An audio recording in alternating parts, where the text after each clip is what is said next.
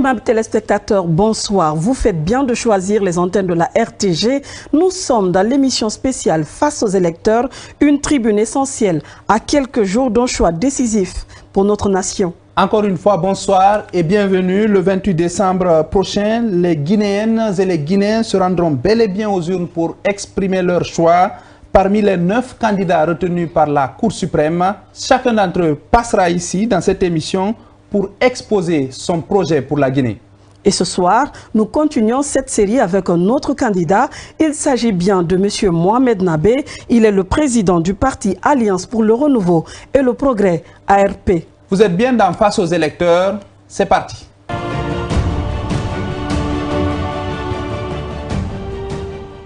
Chers toutes et tous, bonsoir et encore une fois, bienvenue dans Face aux électeurs. Nous recevons autour de cette table M. Mohamed Nabé, président du parti Alliance pour le Renouveau et le Progrès. M. Nabé, bonsoir. Oui, bonsoir madame. Et bienvenue dans Face aux électeurs. Merci de m'avoir ici et le plaisir est mien. Voilà. Pour approfondir les débats, nous avons avec nous également Yamoussa Cheikh Kamara, il est journaliste. Bonsoir. Bonsoir Mariam, bonsoir au peuple de Guinée. Très bien. À ses côtés, nous avons également Mamadou Alpha Baldé. Bonsoir. Bonsoir Mariam et bonsoir à tous ceux qui nous regardent. Comment ça va? Bien. Parfait. Monsieur Nabé, nous allons nous tourner vers vous pour que vous expliquiez aux communs des mortels, aux Guinéens lambda qui ne vous connaîtraient pas, qui est Mohamed Nabé. Je voudrais d'abord en entame rendre grâce à Dieu qui m'a donné l'opportunité d'être retenu parmi les 51 postulants pour briguer la magistrature suprême, d'être retenu parmi les 9 candidats aujourd'hui qui vont concourir le 28 décembre 2025. Aussi remercier et exprimer ma profonde gratitude aux milliers de responsables militantes et militants de notre parti qui ont œuvré d'arrache-pied pendant les 4 dernières années pour que le projet voie le jour. Aujourd'hui, c'est le point culminant. Mohamed Nabé est un Guinéen qui est né dans la ville minière de Kamsar et qui a fait sa petite enfance entre Kamsar, Conakry, notamment la commune de Kaloum, et puis la commune de Matoto. Dans les années 90, j'ai eu le bac et j'ai eu la chance de partir poursuivre mes études aux États-Unis. Aujourd'hui, sur le plan académique, je suis titulaire de plusieurs diplômes de plusieurs institutions de renom international d'enseignement supérieur, notamment l'université Suffolk University à Boston aux États-Unis, INSEC University à San Francisco aux États-Unis, l'Institut français de gestion, l'Université économique de Londres et puis Paris 1 Panthéon Sorbonne au niveau de la France. Sur le plan professionnel, je suis rentré en Guinée depuis 23 ans, en 2002 exactement, et j'ai eu un parcours quand même transversal, ayant connu tous les pans importants des secteurs importants de l'économie guinéenne. J'ai commencé ma carrière par la douane, en tant qu'assistant vérificateur et assistant exécutif du responsable de la SGS à l'époque à la douane. C'est dans le cadre du contrat de sécurisation des recettes douanières. De la SGS, je suis allé faire un concours où j'ai accédé à la Société Générale de Banque en Guinée, où j'ai rapidement gravi les échelons. J'ai été fondé de pouvoir, chargé des grands comptes. Et ensuite, j'ai été emmené comme directeur de la zone minière de Boké-Kamsar. De la Société Générale, à l'issue de la grave crise sociale que la Guinée a connue entre 2006 et 2007, la Guinée, le gouvernement guinéen à l'époque, avec le général Lassana Conté et à son âme, a tendu la main aux partenaires économiques, aux partenaires techniques et financiers de la Guinée pour la mise en place d'un programme d'appui à la promotion de l'emploi des jeunes. Et sur le concours national, où j'ai été premier au concours, j'ai été recruté comme premier secrétaire exécutif de ce programme d'appui et ensuite qui a été transformé en FONIGE, le Fonds national pour l'insertion des jeunes, où j'ai été le premier directeur général de ce fonds quand le président Lassana Conté est décédé. À l'avènement du CNDD, j'ai été remplacé à mon poste et finalement j'ai rejoint Guy Copresse en tant que directeur de 5 départements, l'inspection, le contrôle interne, l'audit interne, l'organisation et puis l'audit interne. Et de Guy Copresse, j'ai fait un concours pour accéder au poste que j'occupe aujourd'hui, pour être le directeur commercial et marketing avec rang de directeur général adjoint au niveau de la société de production et de commercialisation du ciment qu'on appelle Guinée Industrie Ciment, GI Ciment. Et sur le plan politique aussi, ça fait 21 ans que je suis dans la politique. J'ai commencé par le PUP avec ma mère. Ensuite, j'ai rejoint M. Luceni Fall, notre ancien Premier ministre, comme directeur de campagne, d'abord trésorier national, directeur de campagne en 2010. Et puis on a rejoint ce grand ensemble qui s'appelle le RPG Arc-en-Ciel. Et avec l'accession du CNRD le 5 septembre 2021, nous avons décidé de créer ce parti, Alliance pour le renouveau et le progrès ARP.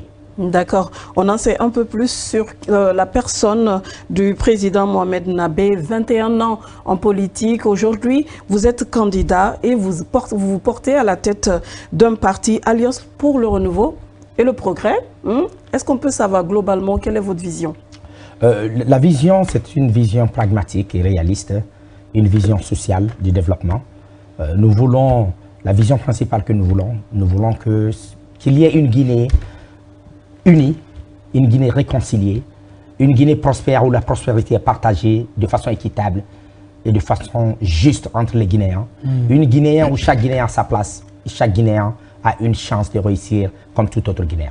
Une Guinée où les valeurs de justice, de paix, de cohésion sociale sont des valeurs cardinales pour notre nation. D'accord, une Guinée réconciliée avec elle-même. Justement, nous allons commencer avec cette toute première partie, cet axe réconciliation, justice, droits de l'homme. Et nous allons nous tourner vers Alpha pour la première question. Oui, on voit que même dans la philosophie de votre parti, quand on essaie un peu de voir comment vous voulez bien gouverner, vous mettez le Guinéen au centre de tout le programme et tout le déroulé que vous voulez, tout le projet que vous voulez porter pour la Guinée. Dites-nous, du point de vue social, pour renforcer le vivre ensemble, le bien-être, la cohabitation pacifique, qu'est-ce que votre formation politique propose dans ce sens? Oui, vous, une fois au Palais Sékou Touré. Si les Guinéens me portent confiance au soir du 28 décembre 2028, en m'élisant comme président de la République de Guinée, la préoccupation majeure principale que nous avons pour la Guinée parmi nos grandes priorités, c'est cette question de réconciliation nationale. Monsieur Baldé, il faut reconnaître une chose, il n'y a pas de développement possible sans la construction préalable d'une nation. Aujourd'hui, les Guinéens s'identifient d'abord à leur ethnie, les Guinéens s'identifient à leur région, à leur appartenance religieuse avant de s'identifier à la Guinée. Il faudrait qu'on construise d'abord une nation. Pour cela, et vous le savez, bien que notre pays, l'histoire politique de notre pays a été jalonnée par des crises sociales à répétition depuis l'indépendance jusqu'à nos jours. À chaque président, nous faisons ce que nous appelons en termes financiers, mettre le passé en perte et profit. Ça ne peut pas marcher comme ça. Il faudrait aujourd'hui qu'on tienne le bon bout. Pour réconcilier les Guinéens, il faudrait impérativement qu'il y ait ce qu'on appelle l'expression de la vérité. Il faudrait impérativement que la justice soit faite. On ne peut pas parler de développement sans réconciliation. Il n'y a pas de réconciliation possible sans construction d'une nation. Il n'y a pas de construction d'une nation possible s'il n'y a pas l'expression de la vérité et de la justice. C'est pourquoi, au soir du 28 décembre, si les Guinéens nous portent confiance et que Mohamed Nabé est élu prochain président de la République de Guinée, nous allons mettre en place tout de suite ce qu'on appelle la procédure de justice transitionnelle en Guinée, qui a 6 piliers. Le premier pilier, c'est la mise en place d'une commission nationale d'experts et de Guinéens reconnus pour leur probité morale avec l'aide des partenaires techniques et financiers de la Guinée. Il s'agit de la recherche de la vérité, il s'agit des poursuites judiciaires, il s'agit des réparations, il s'agit du pardon et enfin des réformes institutionnelles. La réconciliation ne se fait pas à travers ce que nous voyons aujourd'hui, à travers les forats ou les séminaires ou les ateliers qu'on organise dans les grands palais ou dans les grands hôtels. La réconciliation, il y a une méthodologie qui est là. Il faudrait qu'il y ait l'expression de la justice, l'expression de la vérité. Aucun Guinéen n'acceptera de se réconcilier avec l'autre s'il ne sait pas exactement quelle est la vérité, s'il n'y a pas de justice. C'est la raison pour laquelle je demande aux Guinéens de nous faire confiance, parce que nous savons exactement ce qu'il faut pour que les Guinéens se réconcilient. Parce qu'il faut que les Guinéens aient la même vision. Il faudrait que les Guinéens puissent avoir les mêmes objectifs. Et que nous sachions d'abord que nous sommes Guinéens avant d'être d'une région ou d'une ethnie. Pour cela, je voudrais que les Guinéens comme Mohamed Nabé, nous allons réellement y arriver. D'accord, réconciliation, justice, tout cela, on va continuer dans le même axe avec Yamoussa. Alors justement, réconciliation, justice, on en parle. Moi, j'aimerais vous inviter à vous prononcer sur les droits de l'homme qui semblent être bafoués aux yeux de beaucoup de citoyens guinéens. Quels sont vos plans pour rassurer le peuple de Guinée ou rassurer les citoyens guinéens que leurs droits seront respectés avec avec Mohamed Nabé? Oui, bon, vous savez, les questions de droits de l'homme sont des questions essentielles. Il faudrait que tous les Guinéens se sentent réellement respectés dans leurs droits. Ça, c'est extrêmement important. C'est pourquoi, dans notre projet de société, une place de choix est accordée à cette question de droits de l'homme. Le premier droit d'un être humain, comme nous l'avons connu aux États-Unis, l'article 1 de la Constitution aux États-Unis, c'est la liberté d'expression. Tous les Guinéens doivent avoir la liberté de s'exprimer. Mohamed Nabé, président de la République de Guinée, les Guinéens auront la liberté de s'exprimer. Et M. Mohamed Nabé est ouvert aux critiques? M. Mohamed Nabé la presse, les sociétés civiles? Dans les limites de l'acceptable. Dans les limites de la loi. Dans les limites de l'acceptable. Okay. Même au-delà de la loi, je peux être ouvert à tout ce qu'il y a comme critique, parce que les critiques, vous savez, la presse et les médias, c'est l'oxygène d'une démocratie. Sans la presse, sans les médias, sans le journalisme, il n'y a pas de démocratie dans un pays. Un démocrate convaincu comme moi, impérativement va accepter tout ce qui vient de la presse, parce que c'est la presse qui représente l'oxygène d'une démocratie. Il faudrait qu'il y ait la liberté d'expression. Il faudrait que la presse puisse véritablement faire son travail, mais dans les limites de l'acceptable. La presse aussi, je ne veux pas que la presse soit muselée, mais je veux que la presse soit encadrée et que ce soit des professionnels qui réellement fassent cette profession. Parce qu'aujourd'hui, il faut reconnaître aussi qu'il y a certaines dérives au niveau de la presse. Tout n'est pas rose. Et nous allons ensemble, en tant que partenaires, s'asseoir autour de la table pour essayer de voir quels sont les acquis, quels sont aussi des axes d'amélioration pour que les journalistes se retrouvent dans une situation, les hommes de médias se retrouvent dans une situation où ils peuvent exercer librement leur métier, mais dans les limites de la loi et de l'acceptable. Très bien, c'est noté. Nous allons aborder la partie justice. Justement, pour une réforme au niveau de la justice, est-ce que vous allez vous attaquer aux hommes, à l'institution, aux infrastructures? Qu'est-ce que vous allez faire pratiquement pour améliorer ce secteur? Il faut une conjugaison de tout ce que vous venez de dire. Pour réformer véritablement le secteur de la justice aujourd'hui, il faut mettre un accent particulier sur les réformes institutionnelles, les réformes financières, les réformes humaines et culturelles aussi. Parce que c'est une question de culture. La première chose qu'il faut faire, il faut rendre véritablement indépendante le secteur de la justice. En quoi faisant? Les nominations, les promotions, les sanctions, les mutations doivent être du ressort du Conseil suprême de la magistrature, non de l'État. Aussi longtemps que le ministère de la Justice fera les nominations, les mutations, les promotions et les sanctions, ça peut poser un sérieux problème parce que la justice ne serait pas indépendante. L'immixtion de l'exécutif dans les décisions judiciaires avec Mohamed Nabé au pouvoir, ça va cesser. C'est vrai que ces dernières années, nous avons connu, quand même il faut reconnaître, des améliorations significatives. Il y a de moins en moins d'immixtion de l'exécutif dans les décisions judiciaires, mais il faudrait que ça soit renforcé. Mohamed Nabé va renforcer les prérogatives du Conseil suprême de la magistrature et ce qui est déjà fait, et l'un des axes que nous avons mis dans notre projet de société a déjà été réglé par la nouvelle constitution. Nous allons rapidement mettre en place ce qu'on appelle la haute cour de justice, pour que tous les Guinéens soient, qu'il n'y ait pas de grands Guinéens et de moins Guinéens. Parce qu'aujourd'hui, il faut reconnaître, si les gens qui sont dans la haute sphère de l'État fautent, il n'y a aucune instance judiciaire aujourd'hui pour les juger. Ce ne serait plus de la théorie. Il faudrait mettre en place ce conseil cette haute cour de justice qu'on appelle aujourd'hui la haute justice, la cour spéciale de justice que eux veulent mettre en place. Je pense qu'il faudra impérativement mettre ça en place, faire en sorte que le traitement salarial des magistrats soit amélioré, leurs conditions de vie et de travail aujourd'hui, parce que ce n'est pas acceptable qu'on soit dans des situations que nous connaissons aujourd'hui. Il y a des villes où les magistrats exercent leur métier dans des conditions vraiment inacceptables. Il faudrait aussi faire en sorte que la justice soit rapprochée des justiciables, qu'on puisse mettre en place des justices foraines, qu'on puisse mettre en place des tribunaux dans les zones rurales pour que, et réduire aussi le coût de la justice. Aujourd'hui, je vous donne un exemple. J'ai connu un monsieur de la maison d'arrêt de la Sûreté, la maison centrale de l'État, et ce monsieur, selon ses dires, il a purgé sa peine, mais il y avait des frais qu'il fallait payer.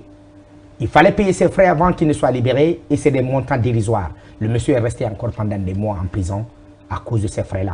Il faudrait annuler ces frais, rapprocher les justiciables de la justice, refaire des réformes institutionnelles, financières, humaines et changer aussi de mentalité.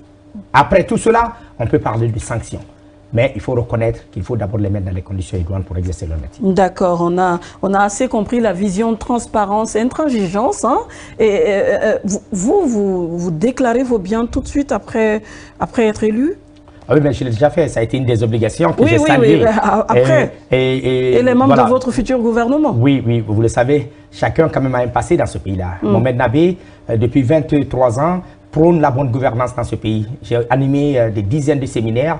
J'ai été quand même conférencier de plusieurs grandes conférences dans ce pays sur les questions d'éthique, de promotion, de la bonne gouvernance et de lutte contre la corruption. Mohamed Nabé, président, le jour de mon investiture, le même jour, j'ai déclaré tous mes biens. Et le jour que je ne serai plus président après les 2 mandats, je vais encore déclarer mes biens pour montrer à la Guinée. Un chef, c'est celui-là qui montre d'abord l'exemple. L'exemplarité, c'est la première qualité d'un chef. Et c'est cet exemple que je vais donner au peuple de Guinée. C'est noté, M. Nabé. Nous allons aborder les questions éducation, santé, agriculture, les secteurs de l'infrastructure également. Mohamed Alpha? Je ne sais pas, peut-être qu'on va commencer par la santé. Vas-y. Si on est en bonne santé, tout peut aller. Aujourd'hui, notre système, il est ce qu'il est. On a eu à faire face à des épidémies, par exemple, où le système a montré sa vulnérabilité, par moments sa résilience aussi. Aujourd'hui, vous, Mohamed Nabé élu, le système, comment est-ce que vous le voyez? C'est quoi le talon d'Achille de notre système? Est-ce que vous l'avez diagnostiqué suffisamment pour pouvoir y apporter des solutions? Et quelles sont les solutions que vous proposez? Oui, M. Baldé, comme vous l'avez dit, s'il n'y a pas de santé, il n'y a pas de vie. Il n'y a pas de nation, il n'y a pas de développement possible. Et pour qu'il y ait le développement, il faudrait qu'il y ait la productivité au niveau de la jeunesse, au niveau des populations. Si la population est malade, on ne peut pas parler de développement parce que l'activité économique serait réellement en berne dans notre pays. C'est la raison pour laquelle le secteur de la santé représente un des axes majeurs de notre projet de société. Qu'est-ce qu'il faut faire tout de suite? Il faudrait améliorer les infrastructures. Mais les questions infrastructurelles sont des questions importantes, mais il y a d'autres choses qui sont plus importantes que ça. C'est les questions, parce qu'il faut reconnaître que la Guinée, nous avons des bons médecins. Pour preuve, il y a beaucoup de pays africains qui viennent ici pour des formations. Mais nous sommes confrontés à un certain nombre de facteurs qui représentent aujourd'hui le tendon d'Achille de ce secteur-là. Notamment les formations clés dans les diagnostics. Un médecin n'est pas un sorcier. Un médecin, c'est un être humain comme tous les autres. Pour qu'il puisse réellement vous traiter, il faudrait qu'on puisse poser un bon diagnostic. C'est la raison pour laquelle nous allons mettre un accent particulier sur la formation des Guinéens dans les écoles de référence en termes d'imagerie médicale et d'analyse biomédicale. Parce que c'est là la question. Nous avons des bons médecins, mais il n'y a pas de bon diagnostic dans notre pays. Il faudrait des équipements. Nous avons dans notre projet de société un programme de construction des CHU, pas dans toutes les régions, mais dans toutes les préfectures de notre pays. Les centres hospitalo-universitaires seront construits comme Donka, des centres de référence comme Donka seront construits dans toutes les préfectures de la Guinée. Et les préfectures par rapport aux régions, elles sont plus nombreuses, M. Nabé. Il y a 33 préfectures parce qu'aujourd'hui... 33 CHU. 33 CHU, c'est notre projet pour la Guinée. Ça va coûter cher. Hein? Ça va coûter cher. La Guinée a suffisamment de ressources. Les déperditions, il faudra les limiter pour qu'on ait suffisamment de ressources pour pouvoir faire mais quel quota alors dans vos futurs BND pour le système sanitaire guinéen? Il faut reconnaître que nous voulons, pour la santé, accorder une place de choix. Les secteurs sociaux, globalement, l'éducation, la santé, la promotion féminine et autres, nous allons allouer près de 45% de notre budget national à ces secteurs-là. C'est pourquoi nous allons parler tout de suite du secteur de l'éducation. Le tiers du budget de notre pays sera alloué à ce secteur-là. Donc, il faudrait la construction des CHU dans toutes les préfectures pour que la santé, le système de santé soit rapproché des populations. Il faudrait renforcer les formations dans les secteurs créés pour le diagnostic, notamment l'imagerie médicale et les analyses biomédicales, parce qu'aujourd'hui, nous avons des bons médecins, mais le problème de diagnostic pose sérieusement un problème. Et puis le statut particulier des hommes dans le secteur de la santé. Mohamed Nabé, président de la République, tout de suite, nous allons prendre le décret pour signer ce qu'on appelle le statut particulier renforcé des hommes travaillant dans le secteur de la santé. D'accord. On va voir si Monsieur le Président va accorder le même statut particulier, mais cette fois-ci dans le domaine éducatif. Le domaine de l'éducation. Moi, je voulais même, dans le cadre de la santé toujours, si vous permettez, puisque c'est bien de former tout le monde, mais les coûts pour aller à l'hôpital, parfois quand tu tombes malade, les gens ils préfèrent aller à l'indigénat ou autre chose par faute de moyens. Il y en a aujourd'hui, c'est vrai qu'il y a la couverture sanitaire, mais comment est-ce que tous les, pour certains, les fonctionnaires notamment et ceux qui travaillent dans le privé, comment est-ce que votre système pourrait-il pouvoir bénéficier à tous les Guinéens, à celui qui est à Zérékoré, à celui qui est dans les confins de Zérékoré, pour qu'ils puissent avoir accès à ces CHU dont vous parlez? Oui, vous savez, aujourd'hui, nous avons un problème. On le dit souvent que la santé doit être universelle, la mise en place du système de santé universel, mais c'est de la théorie aujourd'hui. Pourquoi? Parce que les moyens n'ont pas été donnés aux hôpitaux, les postes de santé, les centres de santé, pour que réellement cette gratuité soit effective. Avec Mohamed Nabé, président de la République, nous allons donner tous les moyens. Il faut reconnaître que ces dernières années, quand même, il y a des améliorations, mais il y a encore des problèmes. Les budgets alloués aux postes de santé dans les petits villages ne sont pas suffisants. Et on arrive sur les 365 jours, ça n'arrive même pas à couvrir la moitié de l'année. Donc ces gens-là sont obligés de se débrouiller. Pour ne pas arrêter le système, pour que le système ne soit pas grippé, ils sont dans l'obligation de demander aux personnes, aux populations, de payer pour qu'ils soient soignés. L'État mettra tout en œuvre, avec Mohamed Nabé, président de la République de Guinée, tout en œuvre pour que les postes de santé, le système de santé puissent avoir les moyens de sa politique pour que véritablement la question de santé universelle soit une réalité, non pas une théorie comme nous le connaissons aujourd'hui. Oui, on voit aussi les évacuations, parfois pour des maladies simples. Vous avez parlé de cette problématique, parfois de nos médecins à pouvoir cerner le problème. Parfois, tu peux avoir des problèmes ici, tu te rends dans un pays limitrophe, tu as une solution tout de suite. Qu'est-ce que vous allez faire pour que les évacuations sanitaires s'amenuisent et s'attaquer à des problèmes particuliers comme le paludisme encore? Il y a des pays tout proches comme la Côte d'Ivoire où le paludisme est quasiment vaincu. Est-ce qu'il y a une vision que vous avez par rapport à ces problèmes de santé publique qui paraissent banals dans d'autres pays aujourd'hui ou qui ont quasiment disparu dans d'autres pays? C'est une question de perception, une question de mentalité. Aujourd'hui, les questions d'évacuation sanitaire, c'est que les Guinéens n'ont pas confiance à notre système de santé. Parfois à tort ou à raison, ça. Oui, mais à tort ou à raison, aujourd'hui, le problème qui se pose. Moi, j'ai connu des gens ici qui ont consulté des grands médecins, mais le diagnostic a été totalement faussé. Quand les gens sont confrontés à des situations comme ça, force est de reconnaître que les gens, il y aura une crise de confiance entre les populations et le système sanitaire. C'est cette crise de confiance qu'il faut soigner. Pour que les Guinéens aient confiance au système sanitaire dans notre pays, il faudrait qu'on puisse avoir des hôpitaux de référence dans notre pays. Pour cela, il faut des hôpitaux bien équipés, avec des médecins bien formés, mais dans des secteurs pour, je le dis une fois de plus, pour poser des bons diagnostics. Une fois que les populations auront confiance à notre système de santé, je suis certain d'une chose, vous n'avez pas besoin de faire quoi que ce soit. Les Guinéens vont rester ici pour se soigner parce que le système sanitaire sera amélioré. Et sur la question du coût? La question du coût, c'est ce que ça coûte cher si tu n'es pas assuré. Les soins coûtent cher aujourd'hui parce que nous n'avons pas suffisamment... Vous savez, c'est une question d'économie. C'est la loi du marché, c'est l'offre et la demande. Aujourd'hui, l'offre est très minimale par rapport à la demande. Le jour qu'il y aura suffisamment d'offres et que toutes les préfectures ont des hôpitaux bien équipés, des hôpitaux avec un diagnostic impeccable, il y aura suffisamment d'offres et les coûts vont baisser. Ça, c'est de facto. D'accord. Monsieur, l'accès éducatif. Sur cette autre question, vous l'avez rappelé vous-même ici, la formation des acteurs sanitaires, forcément, ça passe votre plan. Alors, qui parle de la formation des acteurs sanitaires nous ramène ou nous lance dans la question liée à l'éducation. Alors, aujourd'hui, on sait que pour la plupart des Guinéens, l'éducation guinéenne, elle est malade. C'est une phrase accrochée à toutes les lèvres presque. Aujourd'hui, avec Mohamed Nabé, président, quelles sont vos perspectives pour la réforme du système éducatif guinéen? Ça, c'est une question parfaite. Dès qu'on parle du secteur de l'éducation, je suis très heureux d'en parler. Pourquoi? Parce que le secteur de l'éducation, c'est la pierre angulaire du développement d'un pays. Dis-moi, quel est le système éducatif dans ton pays? Je te dirai dans quel pays vous êtes. Aujourd'hui, il faut se reconnaître que depuis la fin des années 90, à partir de 2000, notre système sanitaire qui était d'antan une référence en Afrique. Pour preuve, ce sont des Guinéens qui étaient des grands enseignants au Sénégal, en Côte d'Ivoire. C'est les Guinéens qui étaient des grands médecins au Gabon. La Guinée était une référence dans le secteur de l'éducation, mais à partir de l'an 2000, le système a commencé à chuter. Aujourd'hui, c'est la raison pour laquelle nous accordons une place de choix au secteur de l'éducation. Mohamed Nabé, président de la République de Guinée, nous avons décidé d'allouer le tiers de notre budget national au secteur de l'éducation. 33% du budget de la Guinée sera alloué au secteur de l'éducation. Mais nous allons prendre le bon bout. Ce n'est pas tout le secteur de l'éducation. Tout le secteur va en bénéficier, mais fondamentalement, nous avons 3 axes. L'enseignement élémentaire, s'il n'y a pas de soubassement, s'il n'y a pas de socle, il n'y a pas d'édifice possible.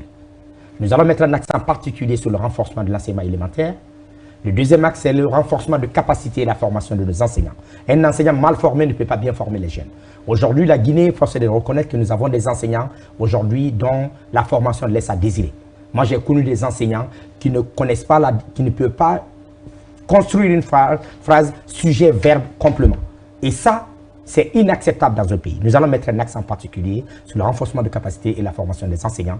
Et le dernier axe, l'avant-dernier axe, nous allons mettre un accent particulier sur le renforcement de ce qu'on appelle l'enseignement professionnel, l'enseignement technique. Pour un pays comme le nôtre, qui est à ce niveau de développement, la pyramide est complètement inversée dans notre pays. Un pays qui est à ce niveau de développement doit avoir pour un cadre supérieur 10 cadres moins. La Guinée aujourd'hui, à ce stade de développement, a besoin de cadres moins qualifiés. Nous avons besoin de chaudronniers qualifiés. Nous avons besoin de maçons qualifiés. Nous avons besoin des cadres qualifiés, des cadres moins qualifiés. C'est pourquoi nous allons mettre un accent particulier sur l'enseignement professionnel et technique.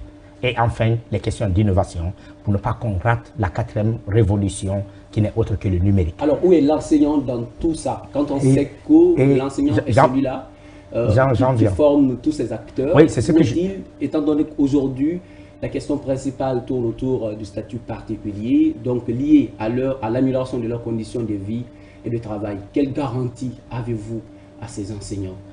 Aujourd'hui, bon, il ne faut pas quand même être prétentieux. L'État est en train de négocier ce fameux statut particulier de l'enseignant. Je pense que Mohamed Nabé, président de la République, au sorti du 28 décembre, sera le prochain président de la République de Guinée qui mettra réellement en place ce statut particulier des enseignants. Vous le président l'a accordé déjà pour les médecins, hein? Oui. Et les juristes aussi. Non, il faut des statuts particuliers. Oui, puisque la révision est lancée pour le mois c'est extrêmement... Oui. C'est extrêmement important. On en vient à beaucoup de statuts particuliers. Non. Les statuts particuliers que nous avons prévus dans notre projet de société, c'est pour les magistrats, le secteur de l'éducation et le secteur de la santé. Ce sont les trois. Il faut impérativement faire en sorte que ces trois-là réellement puissent bénéficier de ces statuts, c'est très important. Les questions d'amélioration des conditions de vie et de travail des enseignants, c'est extrêmement important. Un enseignant qui est mal formé, un enseignant qui est mal payé, un enseignant qui est maltraité ne peut pas être dans une situation idoine, dans une condition idoine pour enseigner. Parce que quelqu'un qui est devant les enfants et qui a des préoccupations pour faire face à ses besoins élémentaires, il va sans dire qu'il ne pourra pas se concentrer. C'est pourquoi je demande au peuple de Guinée d'avoir confiance en Mohamed Nabé, au sorti du 28 décembre, pour sortir notre pays de cette situation inacceptable. D'accord, on voit que l'enseignant occupe une place importante au niveau des réformes que vous allez engager dans le secteur de l'éducation. Mais M. Nabé, qu'en est-il du contenu de nos programmes qui ne sont peut-être plus adaptés à l'heure d'aujourd'hui au niveau de la formation technique? On parle encore de voitures, de formation en automobile, manuel, tandis que nous sommes à l'ère automatique, à l'heure hybride. Des programmes ne correspondent plus. Qu'est-ce que vous allez entreprendre à ce niveau? À l'université, on enseigne encore des milliers d'étudiants en histoire, tandis que la Guinée a d'autres besoins. Oui, bon, c'est important la philosophie, l'histoire, les questions sociales. Mais le quota. C'est ce que je voulais dire. J'ai dit que la Guinée, un pays qui est à ce niveau de développement, doit mettre un accent particulier sur des secteurs importants, notamment l'enseignement professionnel et technique. C'est une émission qui n'est pas pour 2 heures, vous m'avez dit que c'est... Mais sinon, nous avons des choses importantes dans ce secteur-là.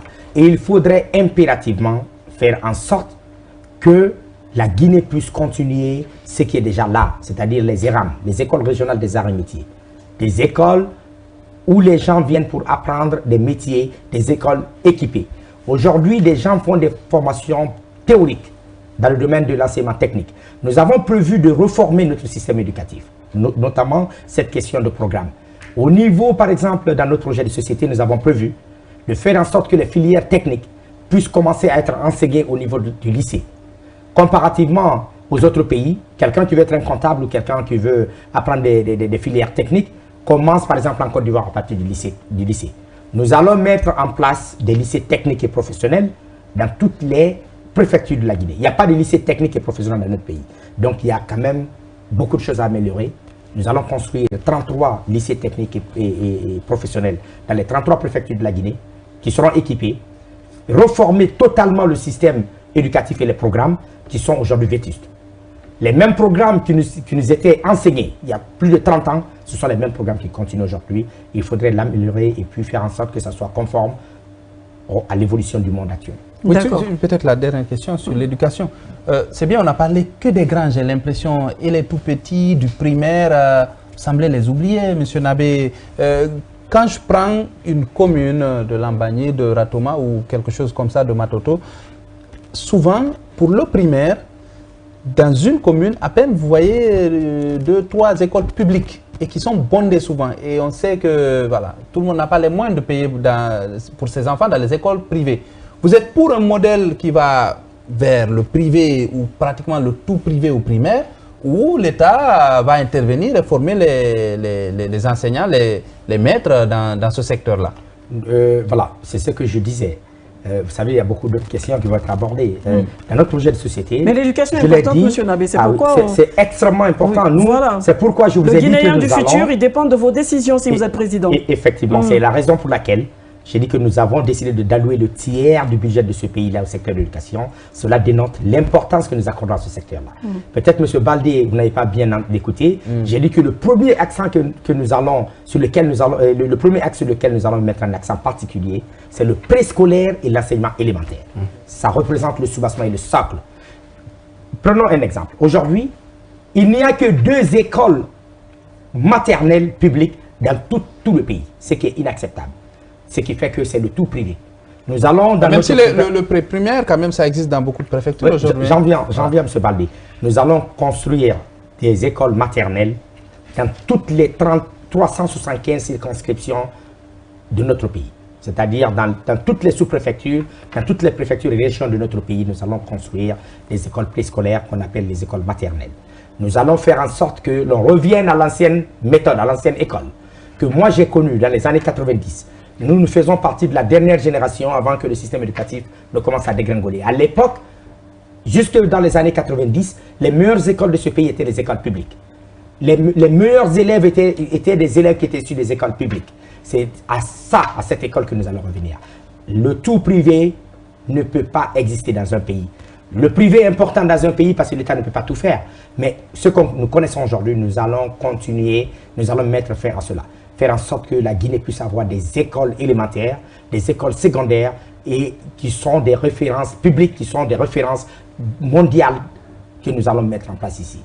Quand tu prends l'ancienne commune de Ratoma, qui n'a pas suffisamment d'écoles publiques et qui est la commune qui avait le plus grand nombre d'écoles privées. Pourquoi? Parce que l'État était complètement absent. Nous allons mettre fin à cela pour que réellement les Guinéens qui n'ont pas les moyens d'envoyer leurs enfants dans les écoles privées puissent avoir accès à l'éducation comme tous les autres. Oui, on va tourner la page de l'éducation. Il y a beaucoup à dire et les téléspectateurs aimeraient en savoir plus sur l'axe économique. Vous promettez de revaloriser le SMIC une fois président à 5 millions. C'est un grand rêve. Mais comment comptez-vous aboutir à cela? Bon, vous savez, cette question est liée à la question de la promotion de la bonne gouvernance. Alors, certainement, si vous voulez, parce que les 5 millions, ce n'est pas venu comme ça. Donc, on commence par la bonne gouvernance et vous préférez terminer par l'économie. Alors, tout de suite, la bonne gouvernance, quelle réforme vous allez pouvoir engager pour sécuriser les recettes, pour pouvoir avoir une administration qualifiée, mais surtout une administration qui rassure? La première chose, je vais rebondir sur ce que vous avez dit, il n'y a pas de développement possible dans un pays sans une administration performante. Il n'y a pas de développement possible si nous sommes à des niveaux qu'on appelle, comme ce qu'on appelle la médecine, la métastase. La métastase, c'est quand le cancer s'attaque à plusieurs organes en même temps. Aujourd'hui, le niveau de corruption et de détournement de deniers publics dans notre pays est à un niveau alarmant. La corruption dans un pays est pire que la guerre. C'est pourquoi nous avons décidé dans notre projet de société d'accorder une place de choix à la promotion de la bonne gouvernance. Mais nous allons tenir le bon bout. En tant qu'ancien conférencier, animateur des grandes conférences sur les questions d'éthique et de promotion de la bonne gouvernance, nous savons exactement quel est le bout qu'il faut tenir. Les gouvernants en Afrique en général et en Guinée en particulier n'ont pas tenu le bon bout. Parce qu'on se focalise sur les aspects répressifs de la lutte contre la corruption. La prison. Ouais, ceux qui volent, souvent, ils sont très riches. Hein? Non, suivez. Les aspects répressifs, c'est notamment la prison, les poursuites judiciaires, les condamnations. Ce n'est pas le bon bout. Pourquoi les Guinéens sont corrompus? Pourquoi les administrateurs civils sont corrompus? C'est cette parties qu'il faut adresser. Nous, à notre niveau, c'est vrai que nous allons mettre un accent particulier sur les questions répressives, sur les aspects répressifs, mais ça c'est ce qu'on appelle en aval. En amont, il faut adresser les causes profondes de la corruption dans notre pays. Et vous avez certainement les réponses. Oui, les causes. La cause profonde, c'est le fait que les travailleurs guinéens, les fonctionnaires sont dans un instinct de survie. L'État fait semblant de les payer, ils font semblant de travailler. Au sein du parti Alliance pour le renouveau et le progrès, nous avons des experts dans ce domaine-là. Nous avons fait des calculs. Pour que le Guinéen puisse être moins corrompu, il faudrait qu'il puisse vivre décemment de ses revenus mensuels. Aujourd'hui, nous avons fait des calculs. Pour qu'un Guinéen, 90% des fonctionnaires guinéens sont dans les maisons en location. Pour payer ton loyer, payer l'électricité, l'eau, soigner ta famille, envoyer tes enfants à l'école. Nous avons fait des calculs. Il faudrait minimum 4 300 000 francs guinéens pour pouvoir faire face à tout ça. Vous donnez quelqu'un qui a besoin de 4 millions pour faire face aux besoins élémentaires, fondamentaux pour vivre décemment, qui se retrouve avec un salaire de 2 500 000 ou 3 millions, il va sans dire qu'il va être dans une situation où il ne peut pas être éthique et totalement responsable face à la chose et au deniers public. Mais M. Nabé, comment être réaliste? Vous avez un budget national. Voilà, justement. Les déperditions dans notre pays liées à la corruption sont 10 fois supérieures à ce qu'il faut pour améliorer les conditions de traitement salarial de nos fonctionnaires. Et vous les évaluez à combien? Aujourd'hui, selon les chiffres officiels, c'est 800 milliards. Nous, selon nos chiffres, nous savons qu'aujourd'hui, entre 2 000 à 3 000 milliards de francs guinéens s'envolent dans la nature, ce qui est supérieur à améliorer les conditions de traitement salarial de nos fonctionnaires. Il faut lutter efficacement contre la corruption. Il faut reconnaître une chose, nous ne sommes pas prétentieux. Il n'y a pas de corruption zéro dans le monde. Il y a ce qu'on appelle la corruption active et la corruption passive dans un pays. Il n'y a aucun pays au monde qui a pu lutter de façon optimale ou intégrale contre la corruption, mais il faut ramener à des proportions raisonnables. Il faut que les Guinéens qui travaillent pour l'administration publique, qui sont quand même des gens qui ont fait un sacrifice, c'est pourquoi j'aime le terme en anglais, les civil servants, les serviteurs de la nation. C'est comme ça on les appelle en anglais. C'est des gens qui ont pris quand même le soin de se sacrifier, mais il faudrait quand même qu'on ne les sacrifie pas aussi. Donc, on a la revalorisation des salaires ensuite. La revalorisation des salaires. Nous allons revenir à l'ancien système. Nous voulons faire en sorte qu'il y ait la centralisation de tous les corps de contrôle au sein d'un grand département de contrôle économique et financier. L'inspection générale d'État, l'inspection générale des finances, tous les corps de contrôle de l'État vont être centralisés à un niveau pour ne pas qu'il y ait quand même des chevauchements comme nous connaissons aujourd'hui. En termes de prérogatives de ces différents organes. Nous allons les centraliser et créer pour essayer de lancer un message fort à travers la création de ce ministère-là. Il faudrait faire une autre chose. Pourquoi, selon notre diagnostic, les Guinéens sont corrompus? C'est parce que en Guinée, il n'y a pas suffisamment d'efforts. Il y a eu des efforts qui ont été faits. Mais aujourd'hui, force est de reconnaître que malgré tous les efforts qui ont été faits, qui continuent à être faits par les gouvernants, il faudrait l'accentuer, la question de ce qu'on appelle les logements sociaux. Un fonctionnaire doit être capable d'être rassuré qu'à la fin de sa carrière, il a au moins là où rester, pour qu'il puisse être réellement dans les conditions idoines et dans les conditions optimales pour ne pas être enclin à toucher la chose publique. Nous allons, Mohamed Nabé, président de la République de Guinée, au sorti du 28 décembre, nous allons mettre un accent particulier sur les logements sociaux pour que tous les Guinéens, quand ils travaillent, puissent avoir un toit, ça soit défalqué de leur salaire, au bout des 30 ou 40 années de leur carrière, qu'ils puissent avoir un avec le salaire à 4 millions et quelques. Alors moi je dis justement, en termes de générer des ressources économiquement parlant, qu'est-ce qui vous distinguera des autres présidents si toutefois vous serez élu président au soir le 28 décembre prochain? Bon, c'est vrai qu'aujourd'hui, il faut reconnaître que selon les chiffres de la Banque mondiale, notre pays se retrouve à 52% de Guinéens vivant sous le seuil de pauvreté. C'est-à-dire qui ont moins de 2 dollars et qui ont moins de 3,65 dollars par jour. Et près de 80% des Guinéens aujourd'hui se retrouvent dans une situation où ils n'ont pas plus de 3,65 et près de 52% qui n'ont pas 2,15 dollars par jour. Notre souhait est de ramener ce taux à des proportions acceptables. En quoi faisant? En quoi faisant, effectivement. Nous allons mettre un accent particulier sur l'amélioration de la mobilisation des recettes intérieures. La Guinée est un pays, aujourd'hui, fondamentalement un pays minier. Il faudrait mettre un accent particulier sur ce domaine-là à travers, par exemple, la fiscalité. La réforme de la fiscalité. Moi, je ne suis pas et je ne serai jamais un président réellement prétentieux qui dit que rien n'a été fait. Tous les gouvernants ont posé quand même, ils ont apporté leur petite pierre. Dans la vie d'une nation, chacun apporte, c'est comme une scène de théâtre. Chacun apporte, joue son rôle et puis tu disparais. Les gouvernants, depuis l'indépendance, ont posé des actes, mais aujourd'hui, force est de reconnaître qu'il y a un axe d'amélioration important, 2 axes importants, sur lesquels nous allons mettre un accent. Au niveau de la réforme fiscale dans notre pays, aujourd'hui, la pression fiscale dans notre pays est énorme. Il faut réduire cette pression fiscale. Ah oui, on dit pourtant qu'on ne paye pas beaucoup de taxes en Guinée. C'est bien de faire les affaires en Guinée souvent. Mohamed Nabé, président de la République, nous avons décidé de réduire le taux de la TVA de 18 à 15% pour pouvoir inciter les investisseurs à venir ici, pour moins étouffer les acteurs du secteur qui sont dans les opérateurs économiques. Deuxième acte, nous allons faire en sorte que le système fiscal, qu'on puisse élargir l'assiette fiscale. Aujourd'hui, quand vous regardez dans notre pays, la part, par exemple, de la taxe d'habitation, la contribution foncière unique est extrêmement minime dans les recettes fiscales de notre pays. Il faudrait changer cela. Nous avons des maisons qui pilulent partout. Vous et moi, depuis que je suis à Mango, ça fait 25 ans, c'était la première fois le mois dernier que j'ai reçu une facture pour payer la contribution foncière unique chez moi. Imaginez tous les immeubles qui sont en Guinée. Imaginez toutes les maisons dans notre pays. Si la taxe d'habitation et la contribution foncière unique est respectée, je suis certain que la Guinée peut doubler, selon nos prévisions, les recettes fiscales dans notre pays pendant le premier septennat de M. Mohamed Nabé. Donc, la dernière chose, c'est de mettre un accent particulier sur les transformations de nos produits locaux, de nos matières premières, ici localement, ne serait-ce qu'en semi-fini. Aujourd'hui, il y a des efforts dans ce sens. Donc l'agriculture. Il faut amplifier. L'agriculture, c'est un secteur à part.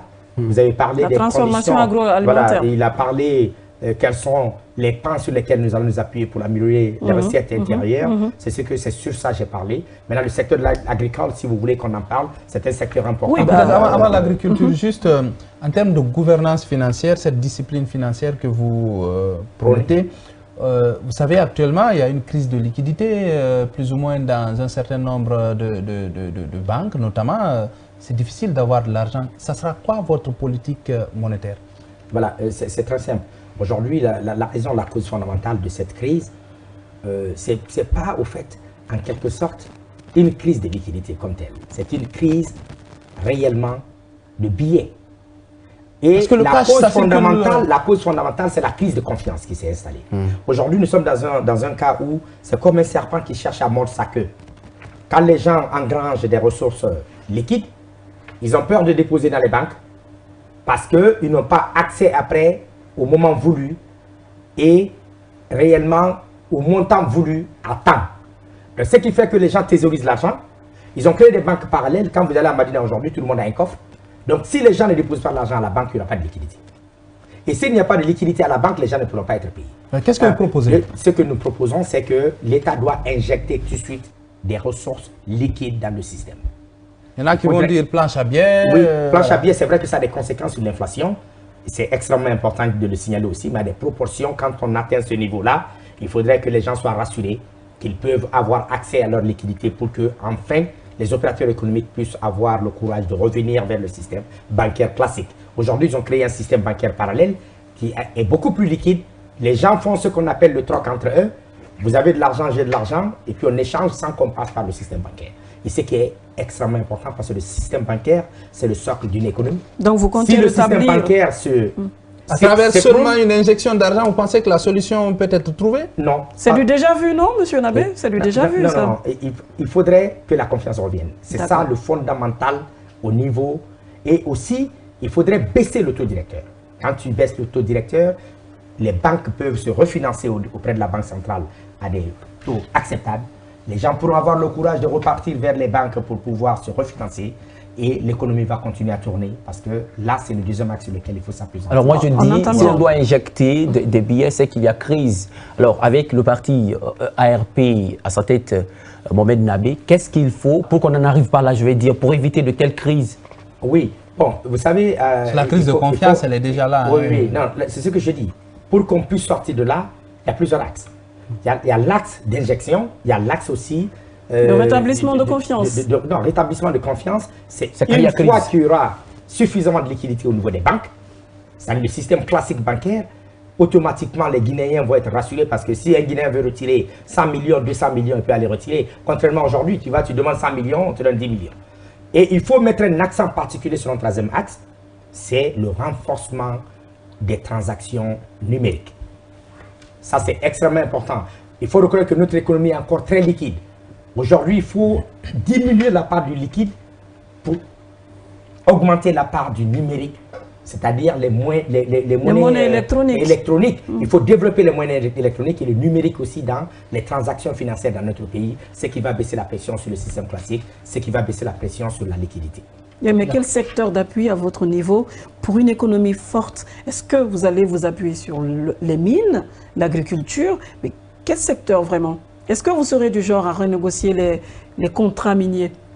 Non, vous savez, l'État, c'est une continuité. Mohamed Nabé, président au lendemain du 28 décembre, Mohamed Nabé n'est pas là pour remettre en cause tout ce qui a été fait avant.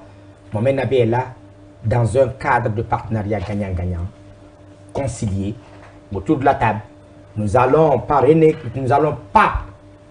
essayer d'annuler les conventions ou les contrats. Nous allons les assumer. Nos prédécesseurs et les gouvernants qui ont signé, les contrats et les conventions vont être respectés, mais dans le cadre du respect de la souveraineté économique de notre pays. Donc vous inscrivez dans la bonne trajectoire dans le secteur minier aujourd'hui, il n'y a rien à voir. Non, ça passe bien, ça se passe bien. Non, rien. La perfection n'est que divine. Aujourd'hui, il faut reconnaître qu'il y a eu des améliorations par le passé et qui continuent à être faites. Mais l'accent particulier qu'il faut aujourd'hui, c'est de faire en sorte qu'on puisse, par exemple, reformer et mieux structurer et organiser le secteur informel dans les mines artisanales et autres. Il faut qu'on essaye de mieux structurer, de mieux l'organiser. Il faudrait faire en sorte que la Guinée puisse diminuer la part du brut dans les exportations de matières premières. Aujourd'hui, la Guinée fait à peu près $1 milliard de recettes dans le domaine, tout ce qui est taxes, impôts, redevances. Nous, au sein de notre parti, nous avons dit que pendant notre premier septennat... Avant Simandou, aujourd'hui ça a doublé pratiquement. Voilà, donc ça c'était... Bon, Simandou, ça va commencer bientôt. Mais ce que nous voulons, c'est de faire en sorte qu'on puisse quadrupler les recettes liées aux mines dans notre pays. Passer d'1 milliard à 4 milliards de dollars. Mais comment y arriver, M. Nabé? Il faudra transformer ne serait-ce que la moitié de nos matières premières sur le plan local. Construire des raffineries, construire aussi, comment ça s'appelle, des fonderies au niveau de l'or, faire en sorte que nos matières premières, la Guinée aujourd'hui exporte à peu près 145 millions de tonnes de bauxite brut, ce qui est inacceptable. Nous voulons faire en sorte qu'avant la fin de notre premier septennat, nous n'allons rien brusquer, nous n'allons rien imposer, de façon négociée, parce qu'il y va aussi dans l'intérêt de ces sociétés minières. Il faudra de façon pédagogique, entre partenaires responsables, discuter avec nos partenaires pour leur dire voici l'intérêt pour vous, voici l'intérêt pour la Guinée, avoir ce qu'on appelle être courtois, mais ferme aussi dans ce secteur-là, pour que réellement les conventions qui ont été librement signées par nos partenaires soient aussi respectées. La plupart des conventions signées disent qu'il faut transformer au bout d'un certain nombre d'années. Nous allons réellement faire en sorte que ça soit respecté, faire passer les recettes et quadrupler les recettes de notre pays. Et notre ambition, d'ici la fin de mon premier septennat, c'est de faire en sorte que 50% de nos matières premières soient transformées en Guinée, ne serait-ce qu'en semi-fini.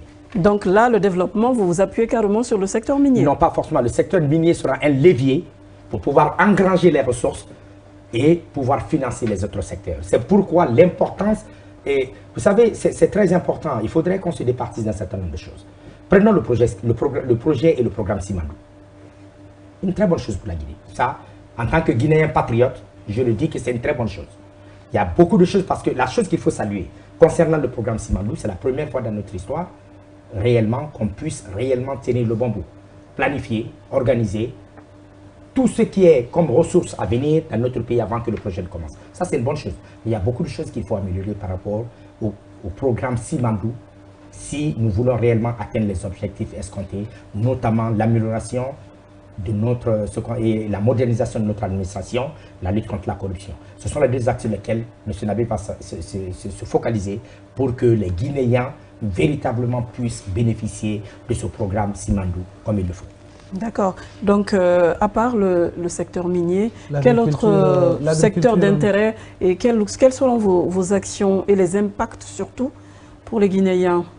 Le secteur agricole est un secteur important parce qu'aujourd'hui, plus de 60% de la main-d'œuvre de notre pays se trouve dans ce secteur-là. Et nous allons mettre un accent particulier sur le secteur agricole. L'agriculture doit être mécanisée, l'agriculture doit être modernisée. Pour cela, l'un des premiers programmes que nous allons mettre en place dans le secteur agricole, c'est la création d'une banque de développement agricole dans notre pays.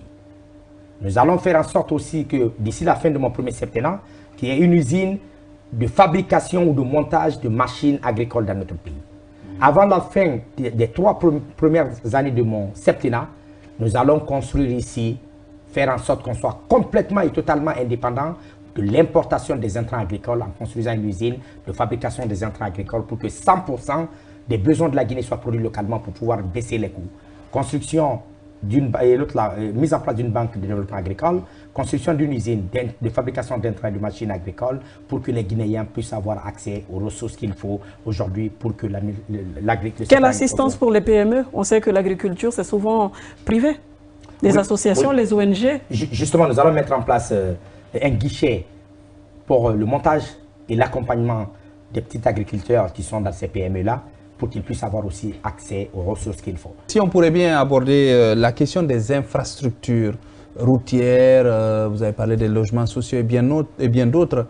Quand on est à Conakry, comparé à d'autres grandes capitales, on voit qu'on est un réel manque d'infrastructures routières notamment, même si beaucoup pensent qu'il y a aussi l'indiscipline et tout ça. Qu'est-ce que vous proposez pour qu'il y ait une bonne mobilité urbaine dans toutes nos grandes villes? Malheureusement, c'est difficile aujourd'hui avec Conakry. C'est pourquoi nous avons prévu dans notre programme de société la construction d'une nouvelle ville, une nouvelle capitale pour délocaliser, parce que Conakry a été en avance sur l'État.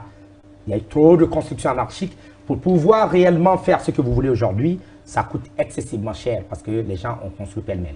Nous avons décidé de délocaliser la capitale guinéenne et quelque part en Guinée. Et vous l'envoyez où, cette capitale? Vous avez déjà prévu une localité? Nous n'avons pas prévu de localité. Nous allons faire des études. Il y a des experts dans ce domaine. Que tout le monde vote pour lui d'abord. Voilà, et nous voulons que les Guinéens votent pour Mohamed Nabé. Voilà. Et après, le reste. Une capitale administrative économique? Une capitale administrative. D'accord, la plupart et des... la capitale économique va aussi ici parce que nous avons le port à Conakry. D'accord. Monsieur Nabé, on est pratiquement à la fin de cette émission. On voudrait bien continuer, mais le temps n'est pas fameux. Vous allez vous adresser aux Guinéens et aux futurs électeurs et vous allez leur dire pourquoi glisser le bulletin pour monsieur Mohamed Nabé le 28 décembre 2025. Guinéennes et Guinéens, la Guinée a besoin aujourd'hui d'un président patriote. La Guinée a besoin d'un président épris de patriotisme, un président exemplaire, un président honnête, un président qui a un cursus académique et professionnel réellement acceptable. C'est pourquoi je demande à tous les Guinéens de voter pour Mohamed Nabé. Mais ce qui est plus important pour moi, étant un fin croyant qui a une foi inébranlable en Dieu, je prie ce Dieu, subhanahu wa ta'ala, de faire en sorte qu'au sortir du 28 décembre 2025, que la Guinée puisse donner ce chef à la Guinée, qui aura enfin pitié des femmes et des jeunes de ce pays. Merci. Merci beaucoup. On espère que le message est tombé dans nos bonnes oreilles. On vous souhaite très bonne chance pour le 28 décembre. Merci à vous d'être venus sur ce plateau. Merci à vous autres. On a eu Yamoussa Cheikh Kamara, journaliste, également Mamadou Alpha Baldé. Merci d'avoir animé cette émission avec moi. Merci à vous autres aimables téléspectateurs. On vous donne rendez-vous demain pour un autre numéro de votre émission Face aux électeurs avec un autre projet de société et un autre candidat. D'ici là, portez-vous bien. Au revoir.